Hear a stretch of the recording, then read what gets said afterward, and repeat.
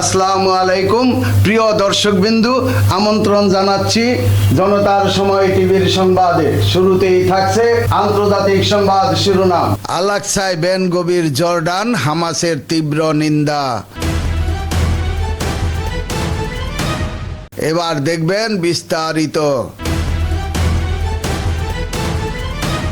ফিলিস্তিনের জেরুজালেমের আল-আকসা মসজিদে প্রাঙ্গণে প্রবেশ করেছেন ইসরায়েলের জাতীয় নিরাপত্তা মন্ত্রী ইতামার বেন গভির।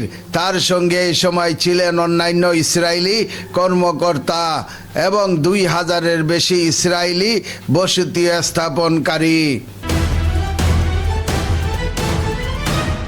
পবিত্র মসজিদ এমন কট্টর ব্যক্তি প্রবেশের ঘটনায় তীব্র নিন্দা জানিয়েছেন জর্ডান ও ফিলিস্তিনি সংগঠন হামাস। বৃহস্পতিবার 23 জুলাই জর্ডানের পররাষ্ট্র মন্ত্রণালয়ের মুখপাত্র রাষ্ট্রদূত ফুয়াদ মাজালি এক বিবৃতিতে বলেন, এই ধরনের পদক্ষেপ আল-আকসা মসজিদ প্রাঙ্গণের ঐতিহাসিক ও আইনগত স্থিতাবস্থা লঙ্ঘন করে।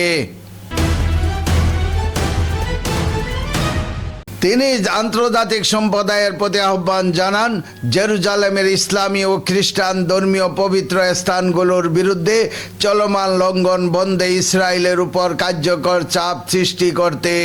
অন্যদিকে হামাস ওই ঘটনার তীব্র নিন্দা জানিয়ে একে প্রকাশ্য আগ্রাসন বলে অভিহিত করেছেন। সংগঠনটি সতর্ক করে বলেছেন, এ ধরনের কর্মকাণ্ড শেষ পর্যন্ত দখলদার শক্তি ও তাদের বসতি স্থাপনকারীদের জন্যই বুমেরাং হয়ে ফিরে আসবে। হামাস বলেছে, আমাদের জনগণ এবং আমাদের প্রতিরোধ বাহিনী আমাদের পবিত্র স্থানগুলোর অবমাননার মুখে কখনোই নীরব থাকবে না। আল-আকসা মসজিদ প্রাঙ্গণকে ঘিরে দীর্ঘদিন ধরেই ইসরায়েল ফিলিস্তিনিদের মধ্যে উত্তেজনা বিরাজ করছে।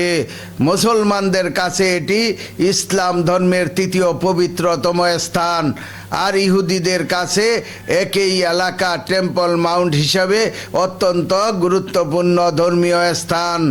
প্রিয় দর্শকবিন্দু, আজকের প্রতিবেদন এই পর্যন্তই শেষ করছি। আমি মনসুর রহমান পাশা, জনতার সময় টিভি। আল্লাহ হাফেজ।